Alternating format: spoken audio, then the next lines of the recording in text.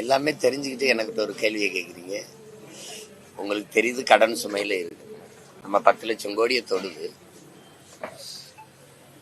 1 கோடி பேருக்கு இதுவரை கொடுத்துக்கிட்டு இருந்தோங்கிறாங்க. கூட 36 லட்சம் பேருக்கு கொடுக்குறோம்.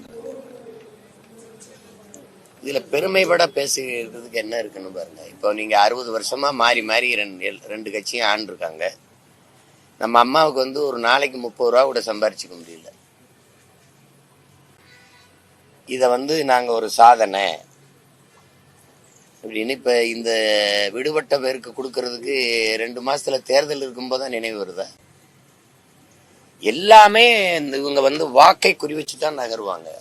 இதனாலதான் இதை வந்து செய்தி அரசியல், விளம்பர அரசியல்னு சொல்றோம். நம்ம இது சேவை அரசியலோ செயல் அரசியலோ இல்லை. இவர்கள் எப்பவுமே கட்சி அரசியல், தேர்தல் அரசியல் தான் செய்வாங்க. இந்த கட்சிகள் மக்கள் அரசியலுக்கு வரவே மாட்டாங்க. மக்கள் அரசியல் என்ன, இந்த 60 ஆண்டுகள்ல எங்க அம்மாவை ஒரு 30 ரூபா சம்பாரிச்சுக்கிறதுக்கான வழிவகை செய்து கொடுக்கறது மக்கள் அரசியல். 30 ரூபாய்க்கு ஒரு நாளைக்கு 30 ரூபா சம்பாரிச்சுக்க முடியல. ஆனா அரணையூர்ல எங்க அம்மா ஒரு நாளைக்கு எங்க தோட்டத்துல களை எடுக்க வர்றவங்களுக்கு 500 ரூபாய் சம்பளம் கொடுக்குறா. அப்ப நீங்க எப்படி பாருங்க, 1000 ரூபாய், இது ஒரு 1000 ரூபாய் கொடுத்துட்டோம், 1000 ரூபாய் கொடுத்துட்டோம், 1000 ரூபாய் கூட மாசம் ஈட்டிக் கொள்ள முடியாத ஒரு வக்கற்ற நிலையில என் தாயை நிறுத்தினது. அது எப்படி பெண்ணிய உயர்வு, பெண்ணிய விடுதலை, பெண்ணிய உரிமை இதெல்லாம் பேசிட்டு அலைகிறீங்க நீங்க? என்ன இதை ஏன் போன ஆண்டு கொடுத்துருக்க கூடாது? தம்பி உங்ககிட்ட கேக்குறீங்க, ஏன் போன ஆண்டு கொடுக்கல? எப்ப தரப்படும்? அடுத்த தடவை ஆட்சிக்கு வந்தா அதானே வப்பிய. இந்த திருப்பதி மொட்டை சொல்லுவாங்கல்ல, முன்னாடி சொல்லுவாங்க எங்க ஊர்ல, பாதியை வச்சுட்டு போயிடுவானா அடுத்து பாதியை, ஏன்னா வேற இடத்துக்கு போயிடக்கூடாதுன்ட்டு. அதானே இது. மடிக்கணினியே பிப்ரவரியில கொடுப்பாரு, ஏன்னா மார்ச்ல தேர்தல்.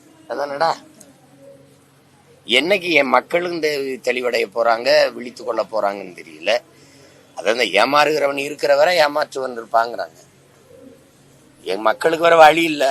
கேட்டா எதையுமே செய்யறது இல்லை, இதையா செஞ்சுட்டு போறான், விடுப்பா, யாரு காசுப்பா, நம்ம காசு தானப்பாங்கிறாங்க. இது ஒரு கொடுமை தான். நம்ம இப்படி கேட்போம், 10 லட்சம் கோடி கடன் ஆயிருக்குது, 10 லட்சம் கோடி. இந்த 10 லட்சம் கோடியில நிறைவேற்றப்பட்ட ஏதாவது ஒரு நலத்திட்டம் சொல்ல சொல்லுங்க இந்த அரச. தம்பி, ஒரே ஒரு நலத்திட்டம். நல்ல கல்வியை கொடுத்துட்டேன், சரியா சமமா தரமா எல்லாருக்கும் கொடுத்துட்டேன். இல்ல பயணிக்க நல்ல பாதை, அருமையான போக்குவரத்தை கொடுத்துட்டேன், தடையற்ற மின்சாரம் கொடுத்துட்டேன், தூய குடிநீரை எல்லாருக்கும் கிடைக்கும்படி செஞ்சுட்டேன், உயர்ந்த மருத்துவத்தை, உயிர்காக்கும் மருத்துவத்தை உலகத்தரத்துக்கு கொடுத்துட்டேன். அப்படி ஏதாவது இந்த அரசு சொல்லிக்கிற முடியுமா? போக்குவரத்து துறைக்கு 1 லட்சம் கோடிக்கு மேல கடன், மின்துறைக்கு 1 லட்சம் 1.5 லட்சம் கோடிக்கு மேல கடன். இவ்வளவு கடன் இருந்தும் மின் கட்டணம் உயருது, சொத்து வரி உயருது. இங்கிட்ட இலவச மின்சாரம், மின் கட்டணம் உயர்வு. இங்க இலவச பஸ் பாஸ், அங்க பஸ் கட்டணம் உயர்வு. யாரா நீங்கெல்லாம்? என்ன மாதிரி ஆட்சி முறை இது? எப்படி எப்படி எங்க அம்மா பக்கத்துல இருப்பாங்க, இவங்களுக்கு இலவசம், மகன் எனக்கு காசு, எங்க அம்மாவுக்கு இலவசம், இந்த காசை சேர்த்து மகன்கிட்ட வாங்கிடுறோம். எப்படி இருக்கு?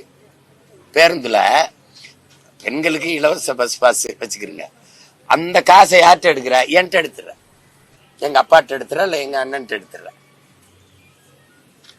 கேடுகட்ட கேவலங்கட்ட ஆட்சி முறையை செஞ்சுக்கிட்டு இத சாதனை. எவனா தேர்தல் வர்றதுக்கு முன்னாடி ஏன்டா எங்க மேல அக்கறையே வர மாட்டேங்குது? நீ என்ன வேணாலும் தேர்தல் வரும்போது ஒரு பாசம் வரும் பாருங்க, எங்கிட்ட இருந்தா பொத்துக்கிட்டு வரும் தெரியாது. ஏன்னா தம்பி, ஐயோ, பல பெண்களுக்கு கிடைக்கிற திரும்ப நாங்க விண்ணப்பிக்கலாம், அதாவது மாடி வீடு இருக்கவங்களுக்கு அந்த காசு போகுது, வாடகை வீட்டுல வரல அப்படிங்கிற ஒரு குற்றச்சாட்டு அதிகமா பெண்கள் வைக்கிறாங்க. நான் அவமானப்படுறேன், நான் வெட்கப்படுறேன், வேதனைப்படுறேன். இப்படிப்பட்ட இனத்துல, பெருமைக்குரிய என் இனத்துல என் தாய்களெல்லாம் வந்து இப்படி நிறுத்திடுச்சே இந்த திராவிட கட்சிகள், ஆட்சிகள்னு நான் வெட்கப்படுறேன், நான் வேதனைப்படுறேன்.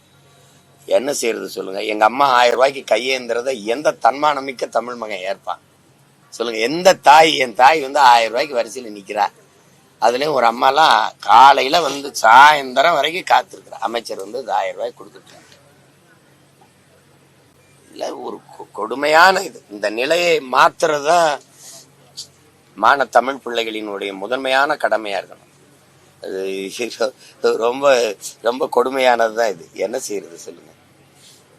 அதுக்காக நான் வருந்துறேன், அவ்வளவுதான் செய்ய முடியும்.